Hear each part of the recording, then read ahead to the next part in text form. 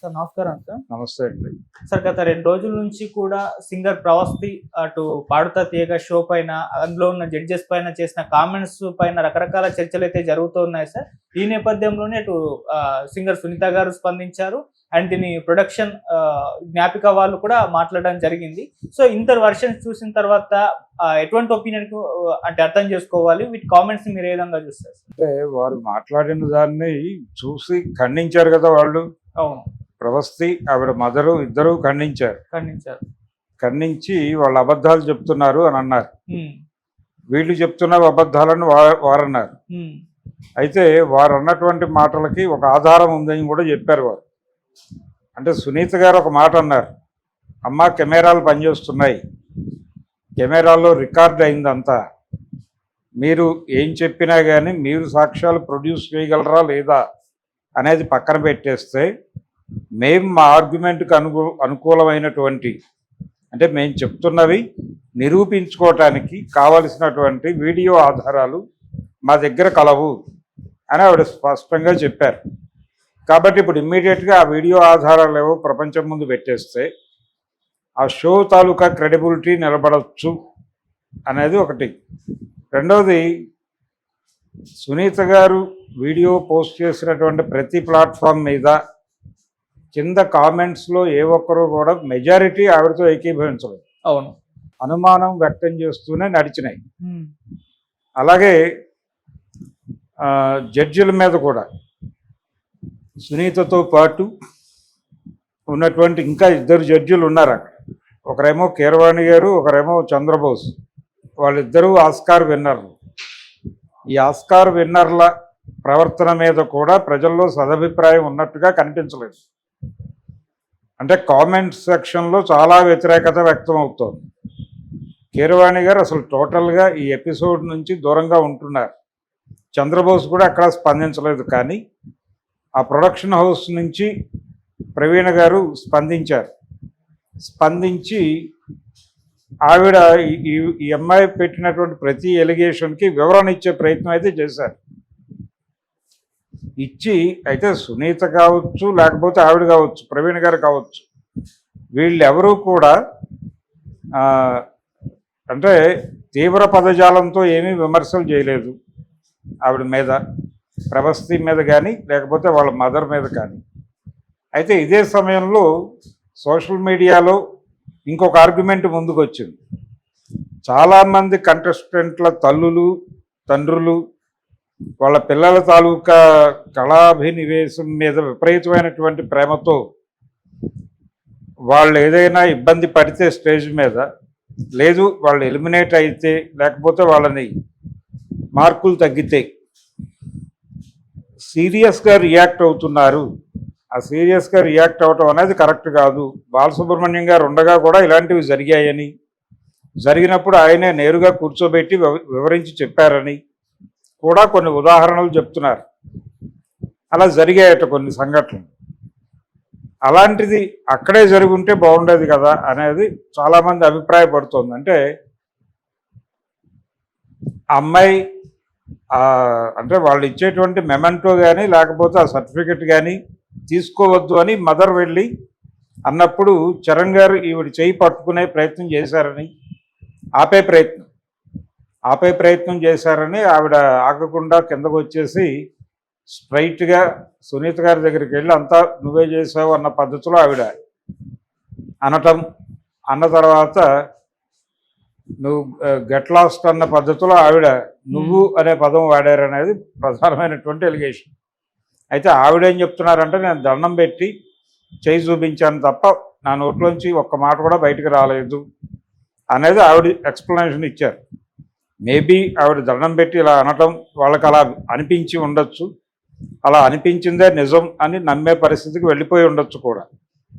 అందుకని టోటల్గా ఈ ఎపిసోడ్లో ఆ అమ్మాయి ఎలిమినేట్ అయింది. ఎలిమినేట్ అవటానికి కారణం ఏమిటి అనేది వాళ్ళు ఎక్స్ప్లెయిన్ చేస్తున్నారు. దాంతోపాటు నాకు కష్టతరమైన పాటలు ఇస్తున్నారు, నేను ఎంపిక చేసుకున్నటువంటి పాటలు వాళ్ళు రిజెక్ట్ చేస్తున్నారు, వాళ్ళు ఇచ్చిన పాటలే నన్ను పాడమంటున్నారు అనేది ఒక ఎలిగేషన్. దానికి సంబంధించి రైట్స్ ఇష్యూస్ ఉంటాయనేది ఆవిడ ప్రవీణ గారు మాట్లాడారు. ఆవిడ చెప్పింది వాస్తవమే కావచ్చు, అంటే రైట్స్ ఇష్యూలు ఉంటాయి. ఎందుకంటే వీళ్ళు ఎడిట్ చేసి ప్రదర్శించేటప్పుడు ఆ వీడియో కంటెంట్ కూడా ప్లే చేస్తారు. అప్పుడు రైట్స్ ఇష్యూ వస్తే ఇబ్బంది అవుతుంది. అందుకని సాధ్యమైనంత వరకు వాళ్ళ దగ్గర హక్కులు ఉన్నటువంటి సినిమాల్లో పాటలే వాడేలా చూస్తారు. అట్లా ఎంఐ సెలెక్ట్ చేసుకున్న పాటలు రిజెక్ట్ అయి ఉండొచ్చు. అంత మాత్రం చేత ఆ షోని తప్పు పట్టడం అనేది కరెక్ట్ కాదు కదా అని చెప్పేసి ఈ గొడవతో సంబంధం లేని వాళ్ళు కూడా స్పందించి మాట్లాడుతున్నారు. లిప్సికా అనేటువంటి ఓ సింగర్ మాట్లాడింది. ఆవిడ కూడా కొన్ని సందర్భాల్లో ఇలాంటి అభిప్రాయాలు ఏర్పడతాయి, కానీ కొంచెం ఓర్పుగా అబ్జర్వ్ చేస్తే మన వైపు నుంచి కూడా ఏమన్నా జరిగాయి అనేది అర్థమవుతుంది. అందుకని తొందరపడి ఎవరి మీద అలిగేషన్లు చేయటం సరైనటువంటి పద్ధతి కాదు, కొంచెం దూకుడుగా వ్యవహరించినట్లుగానే అనిపించింది ఎంఐ అని ఒక అభిప్రాయ ప్రకటన చేసింది ఆవిడ.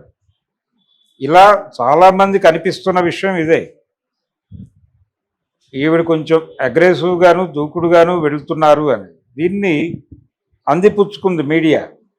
అందిపుచ్చుకుని ఈ అమ్మాయి చెప్పని మాటలు కూడా చెప్పినట్టుగా వాళ్ళు ప్రమోట్ చేసే ప్రయత్నం చేస్తున్నారు. కీరవాణి గారి గురించి అంత బ్యాడ్గా అయితే చెప్పలేదు అమ్మాయి. అయితే ఒకటి రెండు విషయాలు కొన్ని సందర్భాల్లో ఆయన నా మీద కొంచెం దురుసుగా మాట్లాడారు అనేది ఉంది, అంతవరకే. అగౌరవపరిచారు ఇలాంటివి ఏం మాట్లాడలేదు. రెండోది సునీత గారు చెప్తుంది ఏంటంటే ఆవిడ మ్యాంగోలో ఏదో షో చేసినప్పుడు అక్కడికి ఎంఐని ప్రత్యేకంగా ఇన్వైట్ చేసి పాట పాడించాను నేను, ఎంఐ మీద సదభిప్రాయం లేకపోతే అలా ఎందుకు చేస్తాను అని కూడా చెప్పింది ఆవిడ వివరణ. నిజమే కావచ్చు. అయితే ఈ కోపం ఉంది ఇళ్లలో, ఎలిమినేట్ చేశారు అనేటువంటి కోపంలో నుంచి చాలా అగ్రెసివ్గా మాట్లాడారు. ఇలా అగ్రెసివ్గా మాట్లాడటం అనేది ఇబ్బందికరమే. ఎమోషన్లో ఉన్నప్పుడు కొన్ని విషయాలు మరపుకి కూడా వస్తాయి. అలాంటి సందర్భం ఏదైనా జరిగి ఉండొచ్చు. అంటే వెరీ ఫస్ట్ డే వాళ్ళకు ఉన్నటువంటి యాంగర్ తగ్గిన తర్వాత జెన్యూన్ రీజన్స్ ఏమిటి అనేది కొంచెం క్లియర్గా చూసుకుని ఒకసారి వెళ్ళి వాళ్ళతో కూర్చుని మాట్లాడుతుంటే ఇష్యూ సాల్వ్ అయి ఉండేది. ఎమోషన్లో డిస్కషన్స్లోకి వెళితే ఇబ్బంది. అదే జరుగుతుంది. వీళ్ళు కూడా కొంత సంయమనంతో వ్యవహరించేలాగానే ఉన్నారు. కానీ వాళ్ళ గొడవ ఏంటి, ఆ షో తాలూకా రెప్యుటేషన్ దెబ్బతింటుంది అనే ఒక భయం ఉంది. అలాగే ఆ ప్రవీణ్ గారు చెప్పిన దానిలో ఒక విషయం క్లియర్గా చెప్పింది ఆవిడ. ఏంటంటే ఇది బాలసుబ్రహ్మణ్యం గారు ఉన్నప్పుడు కూడా మేము ఉన్నామని. అంటే ఈ అమ్మాయి ఏం చెప్పిందంటే ఆ రోజుల్లో వీళ్ళు లేరు అని, మేము అప్పుడు కూడా ఉన్నామని చెప్తున్నారు ఆవిడ. దానికి సంబంధించిన ఎవిడెన్స్లు ఉన్నాయి, కాంట్రాక్ట్ ఎవిడెన్స్లు అవన్నీ ఉన్నాయని చెప్తోంది ఆవిడ. అది నమ్మాలి. జనానికి మాత్రం జడ్జిలు ఇలా బిహేవ్ చేస్తే చెయ్యొచ్చు అనేటువంటి ఒక సందేహం అయితే ఉంది. వీళ్ళు చెప్తున్న వివరణల్లో నుంచి ఆ సందేహాలు ఏవైతే వాళ్ళ మనసులో ఉన్న సందేహాలు అవి నివృత్తి అవుతున్నట్టుగా ఎక్కడా కనిపించటం లేదు.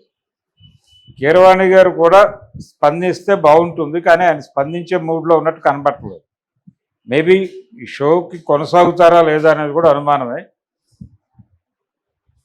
ఈ షో కంటిన్యూ అవుతుంది, కానీ ఆయన ఉంటాడా ఉండడా అనేది డౌట్. ఆయన మేబీ తన్ని తాను ఎలిమినేట్ చేసుకుని వెళ్ళిపోవచ్చు ఈ జరుగుతున్నటువంటి వ్యవహార శైలి చూస్తే. అందుకని మొత్తానికి ఒక ఇంట్రెస్టింగ్ ఏరియాలోకి వచ్చింది. ఆల్రెడీ గతంలో ఒక సినిమాలో దీన్ని రెడిక్యూల్ చేస్తూ ఈ షోని కొంచెం ఒక స్పూఫ్ చేసి వాడారు.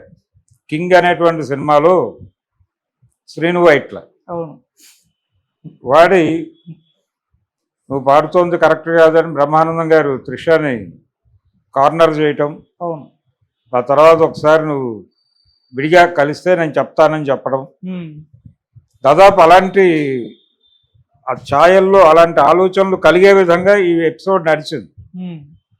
ఇది ఇబ్బందికరం. ఇది ఆ షో తాలూకా గౌరవాన్ని భంగపరిచేటువంటి పరిస్థితిలోకి తీసుకెళ్తుంది. అందుకని కొంచెం కాన్షియస్గానే దీని మీద రకరకాల వ్యక్తులతో మాట్లాడించే ప్రయత్నం చేస్తున్నారు. ఇప్పుడు లిప్స్గా మాట్లాడినా ఎవరు మాట్లాడినా ఇంకా కొంతమంది మాట్లాడతారు.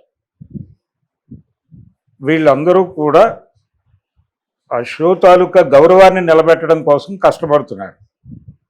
ఇబ్బందులు పడ్డాం మేము కూడా అని చెప్తున్నారు. ఆవిడ కూడా, సునీత గారు కూడా చెప్పింది, నాకు కెరియర్ ప్రారంభంలో నేను కూడా చాలా స్ట్రగుల్ అయ్యాను, నా అంత ఏడ్చిన వాళ్ళు ఎవరు ఉండరు, అవన్నీ చెప్పింది ఆవిడ.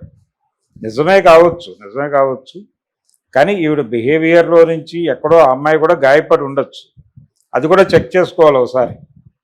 చెక్ చేసుకుని అది కూడా హంబుల్గా, ఒకవేళ ఫలానా టైంలో నా రియాక్షన్ ఇలా ఉంటే అందుకు సారీ చెప్తున్నాను అన్నా బాగానే ఉంటుంది.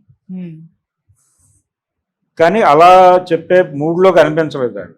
అలా కనిపించలేదు. చాలా ఓపెన్గానే క్రిటిసైజ్ చేసింది ఆవిడ, హంబుల్గా క్రిటిసైజ్ చేసింది. అమ్మ, నువ్వు చాలా అనవసరమైనటువంటి విషయాలన్నీ మాట్లాడుతున్నావు, మా దగ్గర వీడియో ఎవిడెన్స్ ఉంది అని చెప్తుంది ఆవిడ. ఆ వీడియో ఎవిడెన్స్ ఏదో ప్రదర్శించేస్తూ ఒకసారి ప్రజల ముందు కొంత క్లారిటీ వస్తుంది, షో క్రెడిబిలిటీ నిలబడుతుంది. ఓకే, చూద్దాం ఏం చేస్తారో. Okay sir, thank you so much sir. Thank you.